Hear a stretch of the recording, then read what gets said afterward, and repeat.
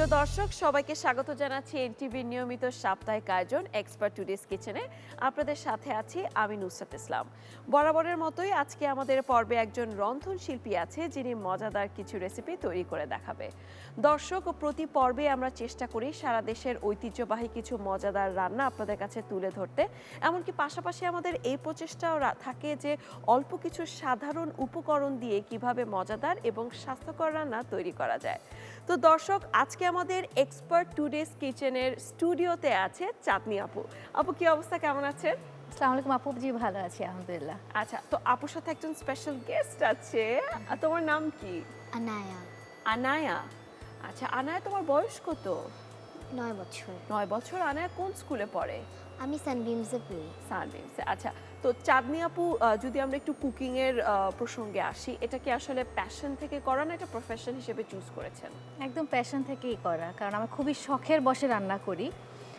Specially আনার জন্যই আমার করা হয়, কারণ অন্য কারো রান্নার চেয়ে আমারটাই বেশি পছন্দ করে খায়। আর আমি যেহেতু কর্মজীবী একজন মা, তাই দেখা যায় যে আমার রান্না বান্না হয়তো রাতেই করা হয় বা সপ্তাহে শুক্র শনিবারই করা হয়, তাও বিশেষ করে ওর জন্যই সত্যি কথা বলতে করা হয়। তো এই যে রান্না বান্না করার পিছিয়ে ইন্সপিরেশন বা কার মোটিভেশন আছে?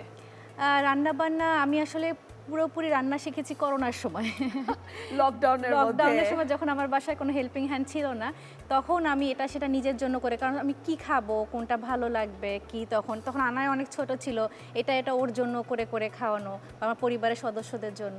তো ওই করোনা থেকে আমার রান্না শুরু। তো আপু আজকে কোন দুইটা রেসিপি আমাদেরকে তৈরি করে দেখাবেন? আমি আজকে আনায়ের সবচেয়ে পছন্দ যেটা আমার গরুর মাংস, ওর এটা খুব পছন্দ, ওটা করে দেখাবো।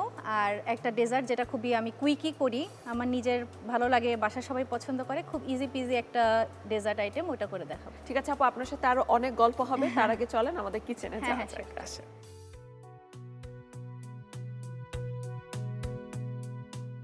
তো আপু আপনি প্রথমে আমাদেরকে কোন ডিশটা কুক করে দেখাচ্ছেন? আমি গরুর মাংসের যে রেজালাটা তৈরি করব ওইটা আগে শুরু করতে চাচ্ছি, কারণ এটা কষাতে এবং সিদ্ধ করতে টাইম লাগবে। তো বিফ রেজালার থেকে শুরু করি। আচ্ছা ঠিক আছে। তো দর্শক, বিফ রেজালা তৈরি করতে কি কি উপকরণ লাগছে চলুন দেখে আসি। বিফ রেজালা উপকরণ: গরুর মাংস 500 গ্রাম, সরিষার তেল পরিমাণ মতো, তেজপাতা 2টি, দারুচিনি 2 টুকরো, এলাচ 4 থেকে 5টি, লবঙ্গ 3 থেকে 4টি, গোলমরিচ 4 থেকে 5টি, পেঁয়াজ কুচি 2 কাপ, পেঁয়াজ বাটা পরিমাণ মতো, আদা বাটা 2 চা চামচ, রসুন বাটা 2 চা চামচ, লবণ স্বাদ মতো, হলুদ গুঁড়া 2 চা চামচ, মরিচ গুঁড়া 2 চা চামচ, জিরার গুঁড়া আধা চা চামচ, ধনে গুঁড়া আধা চা চামচ, পানি পরিমাণ মতো, টমেটো 2 থেকে 3টি, টমেটো সস 2 চা চামচ, কাঁচামরিচ 2 থেকে 3টি, আস্ত রসুন 8 থেকে 10টি। উপকরণগুলো দেখে নিয়েছেন, এখন আমরা মূল রান্নায় চলে যাচ্ছি। তাহলে আপু এখন আমরা বিফ রেজালাটা রান্না করা শুরু করি। আচ্ছা, আনায়া, আম্মু কি তোমাকে প্রতিদিন মজার মজার আইটেম রান্না করে খাওয়ায়? মা যেহেতু অফিসে বিজি থাকে, মা অকেশনালি আমাকে রান্না করে খাওয়ায়। আচ্ছা, এমনি মা যে রান্না করে তার মধ্যে তোমার পছন্দের খাবার কোনটা? আমার মার সবচেয়ে ফেভারিট বিফ রেজালা, আচ্ছা, আর মার হাঁসের মাংস মজা হয়। তো আমি প্রথমে সরিষার তেল দিয়ে নিচ্ছি, কারণ আমি গরুর মাংস সবসময় সরিষার তেল দিয়ে রান্না করতে পছন্দ করি। অবশ্য সরিষার তেল ইউজ করলে টেস্টটা অনেক ভালো লাগে। হ্যাঁ, আপাতত। এখানে আধা কাপের মতন সরিষার তেল আছে। যেহেতু আমার মাংসটা আধা কেজি, সো আমি অল্প পরিমাণই দিলাম, কারণ মাংস থেকে তো একটা তেল বের হয়ে থাকে।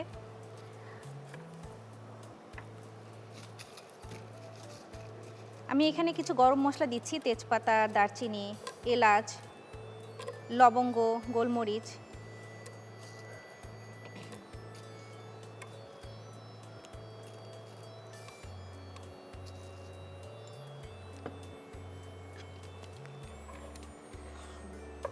পরিমাণ মতো গরম মশলা দেওয়া হয়েছে।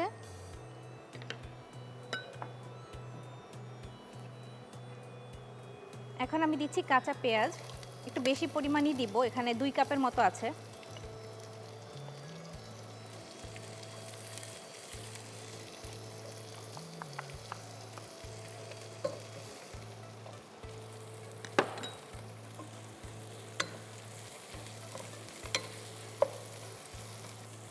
পেঁয়াজটা হালকা হালকা ভাজা হয়ে গিয়েছে, এর মধ্যে আমি এখন মশলাগুলো দিব।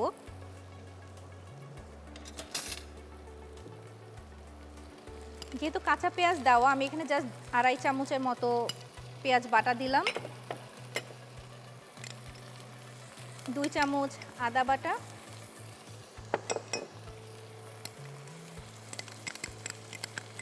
2 চামচ রসুন বাটা,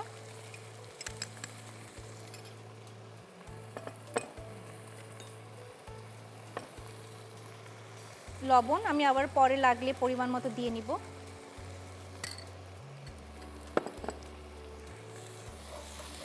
এখন সব ইনগ্রেডিয়েন্টস আবার মিক্স করছে। হ্যাঁ,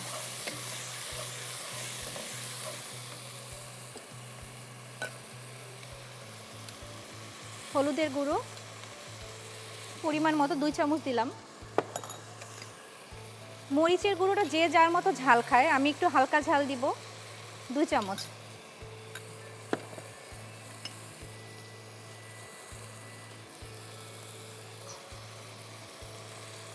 জিরার গুঁড়ো, ধনিয়ার গুঁড়ো 1/2 চামচ করে দিলাম।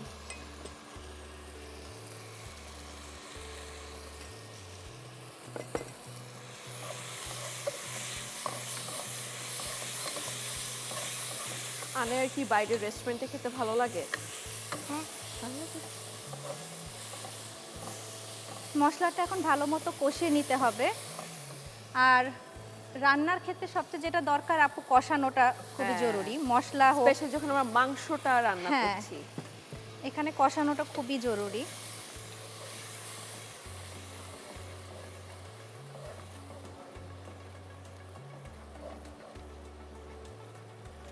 আনায়া আম্মু যখন রান্না করে তখন আম্মুকে হেল্প করো? হ্যাঁ, হ্যাঁ, আসলে হাউ সুইট। আনায় অনেক হেল্প করে রান্না বান্নায়। আনায় রান্না খুব পছন্দ করে, এমনকি আমার চেয়ে বেশি ও রান্নার প্রতি অনেক আগ্রহী। আগ্রহ। হ্যাঁ। আমি কিছু কাঁচা টমেটো দিয়ে দিব। তো একটু টমেটো দিলে একটু সুন্দর একটা ফ্লেভারফুল একটা আর মাংসটা তখন অনেক টেস্টিও টেস্টি হয়। হ্যাঁ। টমেটো এই জন্য আমার খুব ভালো লাগে। আমি যেটা বললাম, আমি আসলে কারো কাছে রান্না শিখি নাই। আমি নিজে নিজে যেটা আমার স্বাদে যেটা ভালো লাগতো আমি ওভাবেই করেছি। আর পরবর্তীতে দেখা গিয়েছে যে আমার গরু মাংস সবাই পছন্দ করে, তাই ওভাবেই আর কি শেখা। আনায়ার ফ্রি টাইমে কি করা হয়? ছবি আঁকা, বেকিং। নাইস।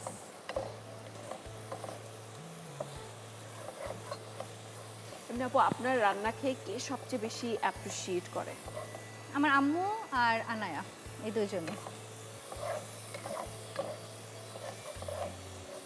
আম্মু খুব অবাক হয় যে আমি আম্মুর চেয়ে ভালো রান্না করতে পারি, তাই আজকাল।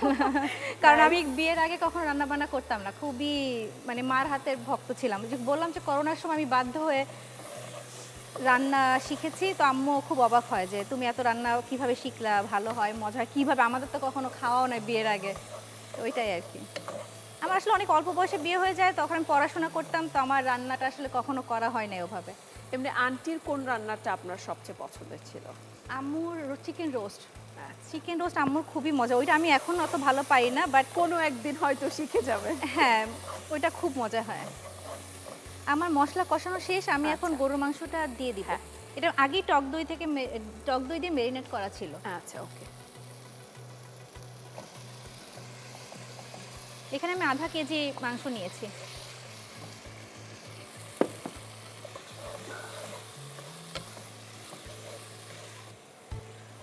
রান্নার সবচেয়ে যে কঠিন কাজটা হচ্ছে কষানো। এই যে মাংস দিলাম, এখন আপনার বারবার করে কষাতে হবে। একটু পরপর চেক একটু করতে পরপর হবে চেক যে করতে হবে। ঠিকমতো হয়েছে কিনা। আচ্ছা আপু, তাহলে মাংসটা কষাতে কষাতে আমরা একটা ছোট ব্রেক নিয়ে নিই। হ্যাঁ, হ্যাঁ, sure। প্রিয় দর্শক, নিচ্ছি ছোট্ট একটা বিরতি, কোথাও যাবেন না, থাকবেন এক্সপার্ট টুডেস কিচেনের সাথে।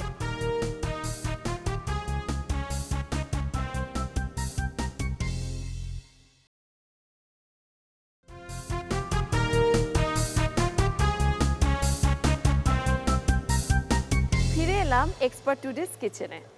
তো আপু, আমাদের কষানোর কি অবস্থা? পানি এখনো দিচ্ছি না, আর একটু মশলার সাথে কষাবো ভাবছি। পানিটা একটু পরে দিয়ে একবার আমি ঢেকে দিয়ে দেবো। আচ্ছা।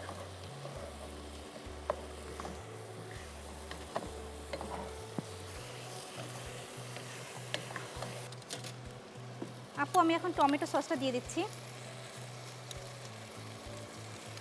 এখানে আমি 2 চামচের মতো টমেটো সস দিয়ে এলাম।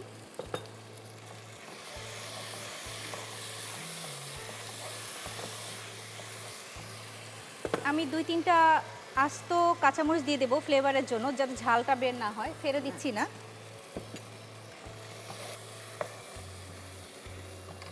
আর আমি একটু আস্ত কয়টা রসুন দিয়ে দিচ্ছি, যেটা আর কি মানে রসুনের ফ্লেভারের জন্য মুখে আসবে। এটা আমি রসুন বাটা আগে দিয়েছি, বাট এটা জাস্ট ফ্লেভারের জন্য।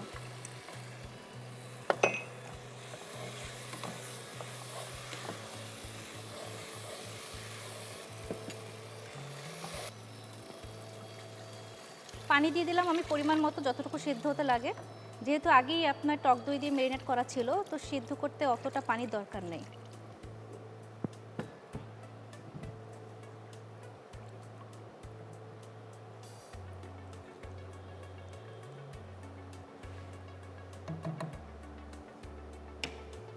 ঢেকে দিলাম। আঁচটা আমি মাঝারি আঁচে দিয়ে দিলাম। আচ্ছা আনায়া, তোমার কি কোনো এক্সট্রা কারিকুলার অ্যাক্টিভিটিসে ইন্টারেস্ট আছে, যেমন গান, নাচ কিংবা কবিতা? গান। আচ্ছা, সো তুমি কি আমাদেরকে একটা গান শোনাবে আজকে? জি। ঠিক আছে, ওকে, সো আমরা এখন আনায়ার গান শুনবো। ওকে। আমি বাংলায় গান গাই, আমি বাংলার গান গাই, আমি আমার আমিকে চিরদিন এই বাংলায় খুঁজে পাই। আমি বাংলায় দেখি স্বপ্ন, আমি বাংলায় বাঁধি সুর, আমি এই বাংলার মায়া ভরা পথে হেঁটেছি এতটা দূর। বাংলা আমার জীবন আনন্দ, বাংলা প্রাণের সুখ। আমি একবার দেখি, বারবার দেখি, দেখি বাংলার মুখ। আ আ আ ভেরি নাইস। কে শিখেছে তোমাকে এই গানটা? আম্মু। আচ্ছা, ভেরি নাইস আনায়া, তোমার গান শুনে খুব ভালো লাগলো। আপু, আমাদের মাংসের কি আমাদের অবস্থা? মাংসটা হয়ে গেছে অলমোস্ট। আচ্ছা, আমি একটু উপর থেকে গরম মশলা গুঁড়ো দিয়ে এটা নামিয়ে ফেলতে পারি। ওকে।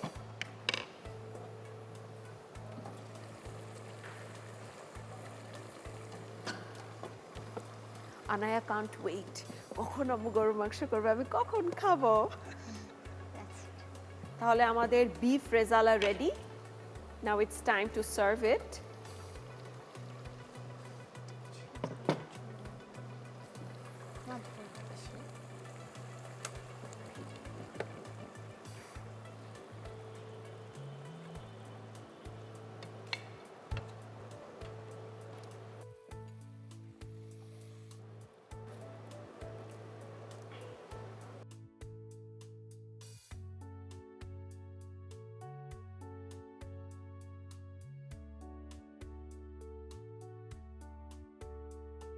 আপু আমাদের বিফ রেজালা তৈরি। Thank you so much. দর্শক, এতক্ষণ দেখছিলেন কিভাবে মজাদার বিফ রেজালা তৈরি করা হচ্ছিল। আপনাদের সুবিধার্থে প্রস্তুত প্রণালীটা আরেকবার দেখে নেই। প্রথমে সসপ্যানে সরিষার তেল দিন, এরপর তেজপাতা, দারুচিনি, এলাচ, লবঙ্গ, গোলমরিচ, পেঁয়াজ কুচি, পেঁয়াজ বাটা, আদা বাটা, রসুন বাটা, লবণ, হলুদ গুঁড়া, মরিচ গুঁড়া, জিরার গুঁড়া, ধনে গুঁড়া, পানি, টমেটো ও গরুর মাংস দিয়ে ভালোভাবে কষিয়ে নিন। কষানো হলে টমেটো সস, কাঁচামরিচ, আস্ত রসুন ও পানি দিয়ে ভালোভাবে রান্না করুন। রান্না হয়ে গেলে নামিয়ে পরিবেশন করুন মজাদার বিফ রেজালা। দেখে নিলাম প্রস্তুত প্রণালীটি। আপু, এখন আমাদের নেক্সট ডিশটা কি হবে? আমি একটা ইজি ডেজার্ট তৈরি করি, যেটা বাসায় খুব মেহমান টেহমান চলে আসছে জানতে পারলেই 15-20 মিনিটে যেটা আমি করতে পারি। বিস্কিট তিরামিসু বলি আমি। তো ওটা বিস্কিট থেকে লেয়ারে লেয়ারে তিরামিসুর মতো তৈরি করি, ওটা আমি দেখাবো আপনাদেরকে। আচ্ছা, সো প্রিয় দর্শক, বিস্কিট তিরামিসু তৈরি করতে কি কি উপকরণ লাগছে চলুন দেখে আসি। বিস্কুট তিরামিসু উপকরণ: Mary biscuit 1 packet, coffee powder পরিমাণ মতো, টক দই 3 টেবিল চামচ, ডানো ক্রিম পরিমাণ মতো, কনডেন্স মিল্ক 5 টেবিল চামচ। দেখে নিলাম কি কি উপকরণ লাগছে এটা তৈরি করতে। এখন আমরা মূল রান্নায় চলে যাব, কিন্তু তার আগে নিব ছোট্ট একটা বিরতি। কোথাও যাবেন না, থাকবেন এক্সপার্ট টুডেস কিচেনের সাথে।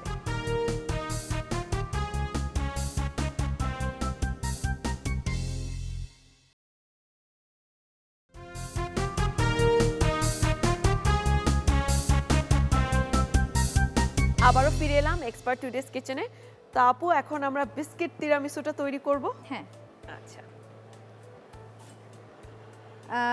প্রথমে আমি হালকা গরম পানির মধ্যে একটু কফি পাউডার মিশিয়ে নিব। আসলে তিরামিসুর মেইন মজাটাই হচ্ছে কফি যে কফি। ফ্লেভারটা আছে সেখানে।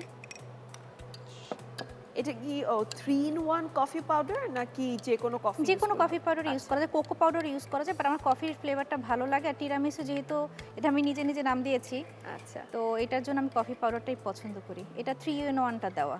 আচ্ছা। আনায়া, আম্মুর ডেজার্ট যে রান্না করে কেমন হয়?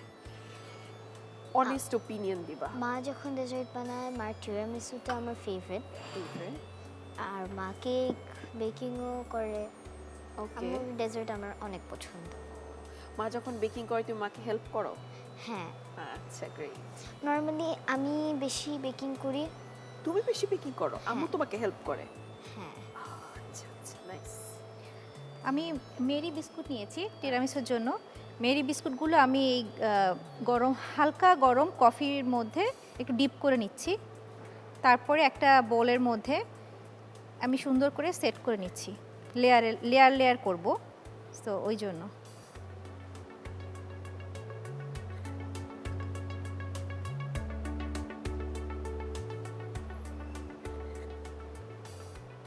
আমাদের কয়টা লেয়ার হবে আপু? যতটুকু আমার ইনগ্রিডিয়েন্টসের সাথে যাচ্ছে, আমি বেশি হলে 3 লেয়ারই দিব। বা যে যার যার মতো, যে যত যার layer মতো, ইচ্ছা যত বড়। তত, আমি ছোট হ্যাঁ। বল নিয়েছি যেন 2-3 লেয়ারে আমার শেষ হয়ে যায়।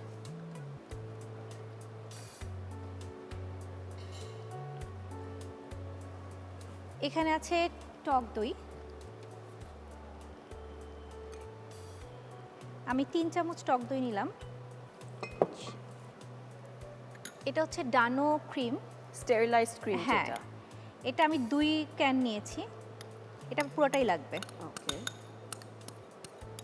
মানে এটা হচ্ছে যে বিস্কিটের ভিতরে যে লেয়ারটা, আমরা এখন সেই লেয়ারটা তৈরি করছি। হ্যাঁ হ্যাঁ হ্যাঁ। এখন আমি কনডেন্স মিল্ক দিচ্ছি। কনডেন্স মিল্কটা দিব পুরোটা, আপনার কতটুকু সুইট আপনি পছন্দ করেন ওই হিসাবে।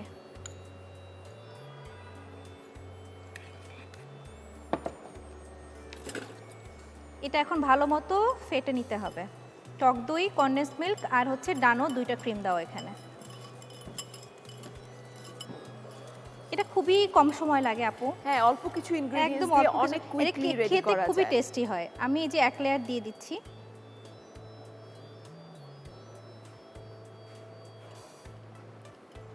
আচ্ছা, সো এখন আমরা আমাদের সেকেন্ড লেয়ারে যাচ্ছি, বিস্কিটের সেকেন্ড লেয়ার। বিস্কিটের সেকেন্ড লেয়ারে।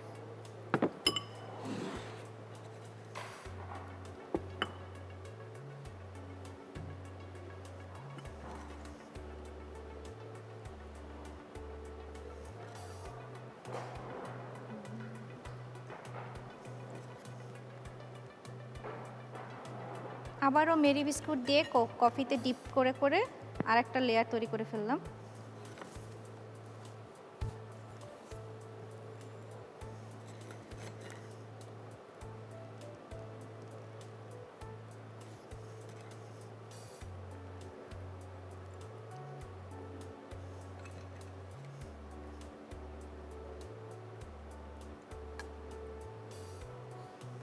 এখন আমরা আরেকটা লেয়ার দিচ্ছি। ক্রিমের লেয়ারটা আমি দিয়ে দিচ্ছি।